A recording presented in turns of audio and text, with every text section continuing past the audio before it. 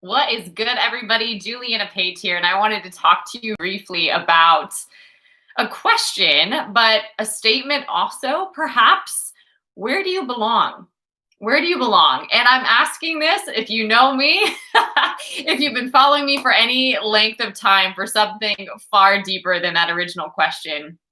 I'm asking because the fact is we never end up where we don't think we belong. True?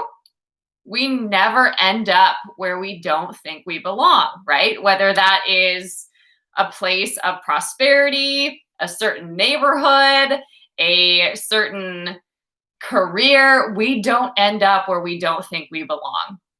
So I want to riff on that a little bit today. So one of the things that I find is really interesting is I was speaking with a client and we were examining, and this person was really coming to realize how happiness is a choice. Happiness is a choice. So, for example, she was embarking on being a new mother and she was feeling distant from her husband. And one day she gave herself a timeout. And in this timeout, she was realizing that the disconnect between her and her husband was actually fear and possibly some anxiety or just some resistance that she was experiencing around becoming a new mother. Thoughts like, what am I going to have to give up to do this? What am I going to have to sacrifice? Am I ready for that level of commitment? What does that mean for my relationship? What does that mean for my career? What does that mean for me as a woman, right? Like, what does it mean? And so all of her thoughts were negative. They were all fear-based. They were all really negative. And so as she was sitting with it, which was brilliant, through our work, she gave herself this time to sit with it and to feel her feelings rather than run from them, because that's a tendency that we have, but you can't grow from what you run from.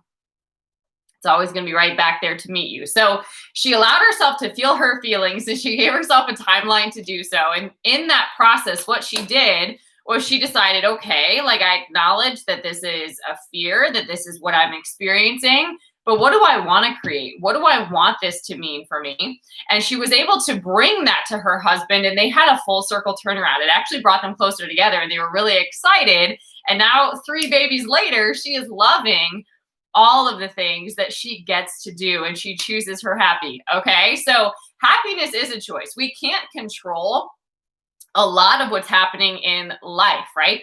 We're on a ride, right? We don't really know when the ride ends, so to speak. And we don't know all of the twists and turns that happen while we're on the ride, but we can choose what our experience of that ride is going to be. But a lot of times we can't enjoy it because we're caught up in what we think we should do or what we think it's supposed to look like. And we can't allow ourselves to just have this permission and this grace to simply embrace and enjoy what is. Okay. So for example, we can't be happy where we are if we're busy about thinking about a past thing and bringing the past into the present, or if we're tripping about some future event that maybe we have anxiety about. And I say that there is going to be anxiety when you're visioning the future without God in it, because that's super overwhelming and you don't know all the facets. And as much as you try to control and plan, you still don't know. You just put a lot of effort and energy into things that you still don't know. But you can choose what your experience is. And for me personally, approaching things from a state of peace, from a state of joy, from a state of calm and contentment and presence is way different than when I am anxious, than when I'm uptight, than when I'm trying to control outcomes, than when I'm trying to figure it out, than when I'm trying to lean on my own understanding. I do not move forward in the same way. I just don't. I end up having a lot of other things to clean up, right? We make messes when we don't choose to be happy. It's really interesting. So what I do for this example, because there is some training that you can go through. Sometimes it's not easy as just a shift, like people might say, but you can just take a simple card. Literally, I do things like this all the time because I'm so visual, but you can draw a line down the center and you can write down all the things that you think you should do. Write down all of your shoulds. I should do this. It should look like this. It should be this way, right? And then write down what you choose. I choose to be happy. I choose to create. I choose to participate. I choose to engage like this, right?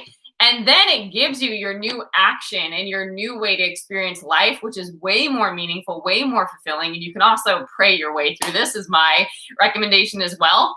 But this is a good segue into the main message as well. So a lot of times, everything that we should or ought to be doing is what blocks us between our desire and the manifestation of it, right? We get caught up in all this stuff, or comparing ourselves to other people, or being caught up in expectations of other people, right? That stuff is heavy. Or not being clear. This is a huge one, and I'm obsessed with this work. I've done so much work around identity, and it is so, so massive, because when you know who you are and whose you are, you radically experience the world like a completely different human. And you really can't experience the world the way you're designed to unless you know your identity. So identity work is huge too. So for what that's worth, I do have a great book that talks about this. It's God's Vibes Matter, Co-Laboring with God. That's one of them. But the one I'm thinking of is God's Vibes Matter, Reclaiming Your Spiritual Authority. I talk a lot about identity in there. So that's over at julianapage.com if you are really, if that hit you, hit your spirit. So here's the thing.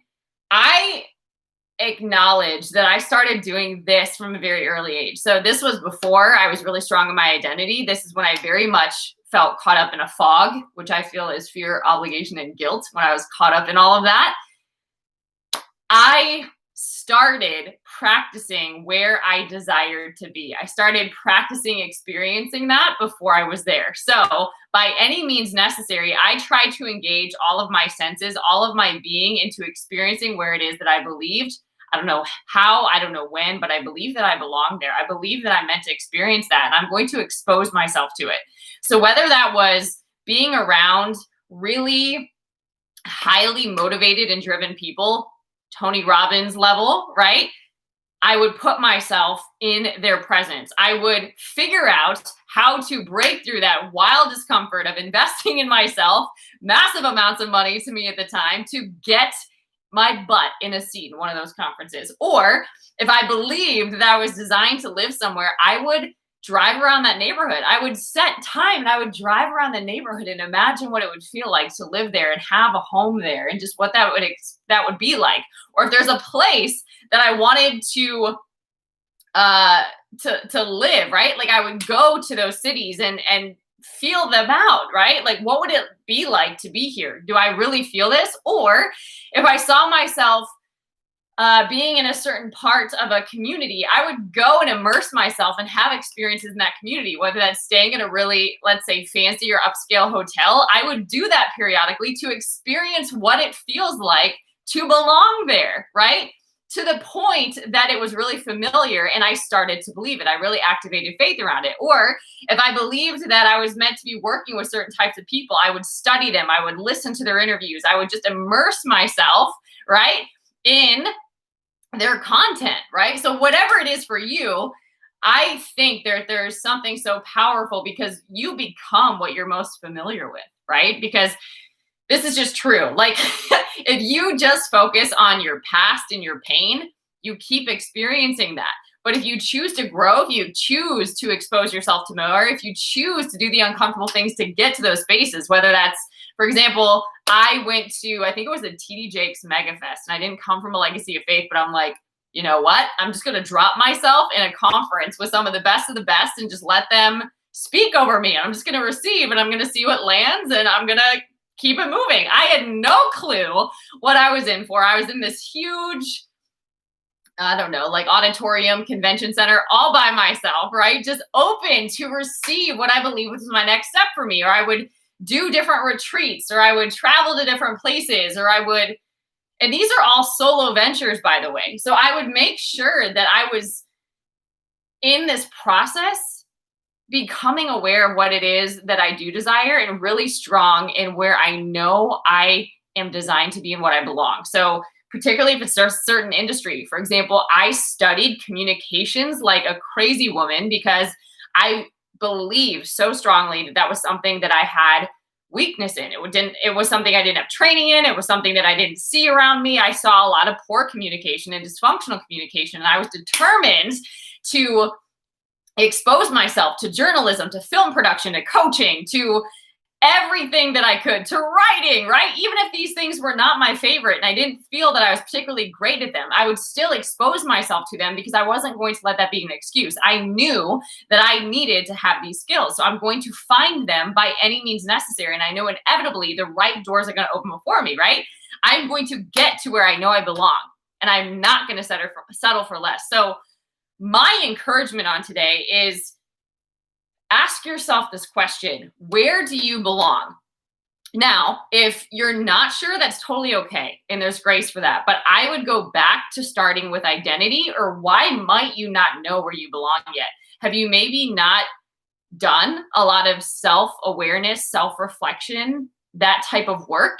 Have you not exposed yourself to other experiences, so you're kind of limited in what you can think and see and imagine? Whether it's books, interviews, documentaries, just life experiences, whatever it is. It doesn't necessarily have to be like a huge investment, but we get exposed to things, whether we hear it on a radio or we hear it on a podcast or we watch it on a documentary or we read this book, right? We get exposed to different mindsets, to different perspectives, to different lifestyles, right? So you can expose yourself even on a small budget. So, but you're not limited in that way. Okay, so I would go back to asking yourself, why might you not know where you belong? And then if you get feedback, which you likely will if you just create some space for that, it could be around identity work and really doing some work to know who you are, know whose you are, and start doing some work in that. Understand that who you are is far greater than any role that you've played, than probably who you think you are. It's so much more than that. So if you haven't done identity work, that could be a huge part of it. And then it also could be that you've actively talked yourself out of things. And so you've started to accept or believe, less than. Okay. I think I'm not quite sure who says the quote, but it's, maybe it's Malcolm X. I don't know. I'm going to have to look it up, but it's something along the lines of this, that if you don't hate something, whatever you don't hate, you tolerate. So if you don't hate disrespect, you'll tolerate it. If you don't hate dysfunction, you'll tolerate it. If you don't hate living in mediocrity, you'll live there. You see what I'm saying? So sometimes we talk ourselves down so much, like that's not for me, that's for those humans, or I can't have that, or whatever it is, that you finally talk yourself down so much that you settle. And then you start to resent people that have more, because you could have chosen it, right? Like God is no respecter of persons. It's just that, will you simply believe? Will you go after where you know you belong? You can embrace where you are. You can be blissfully unsatisfied. You can enjoy where you are, but know that there's more ahead and still keep running after it. Wring yourself out, literally, like all this potential that's in you, you can wring it out for the good of other people and the glory of God, right? So how can you get closer on today to that place where you belong? Is it recognizing that you don't belong where you are? Is it recognizing that you haven't done the reflective work to really feel strong about who that is? Maybe there's an opportunity for some identity work. Maybe there's a fun experience that you can plan to expose yourself to more of that, right? So one way that I've been able to do this is I've started to go places that I've never been on my birthdays every year. And I've started to do immersion experiences so I can just immerse myself in what I believe that I am meant to experience, where I belong, what I'm meant to be exposed to, what is a part of my life, right? And I'm going to start becoming more and more familiar with that, because I don't want to stay where I am, right? Where I am is okay. And everything before me has gotten me to this place, but I'm called to more than where I am today. And I'm going to keep exposing myself to the more that I know is for me. Okay. And that's one of the best ways to get out of funk too, is just to invest in that exposure, invest in those experiences. And the more sensations, right? Whether it's seeing, feeling, tasting, touching, however many senses you can activate, the more memorable it will be. So if you can literally drive around that place where you see yourself living, if you can create the Pinterest board so you can have it on, become very familiar with it. If you can walk in the stores that you want to design your house with, the furniture that you want to see, if you can stay in the places that you want to be able to stay at, if you can treat yourself to a spa treatment that you want to be able to do maybe once a month, whatever it is. If you can start doing these things, it will radically shift your belief. It will start to activate this, okay, I'm not where I want to be yet, but thank God I'm not where I used to be. And I'm just so grateful for all of the things that have been happening. I shared on this was really wild, but I shared in my stories on Instagram, it's at Miss Juliana Page today, actually, that something simple like doing laundry in the middle of the day is a luxury for me now. And I desired that so much because for 10 years, I lived in this condo that was on a second level, a second story condo, and it did not have a washer and dryer in this particular condo. So I had to go to a laundromat for 10 years because I love this condo. But that actually was stressful. I had to figure out how that I could do that with my work. There were some times where I couldn't do it during the week, and it would just be really stressful because I'd want to go there where I could get in and out, where I wasn't going to be around a lot of people. It just was super stressful. So the simple luxury of having a washer and dryer in a home that I own, right? And being able to do laundry in the middle of the day without taking me away from work and other things that I am called to focus on is such a blessing. And I think about that every time I do my laundry. But that came from a desire. Even something like I wanted my own garage. I didn't want to just park outside all the time. Like I wanted my own garage.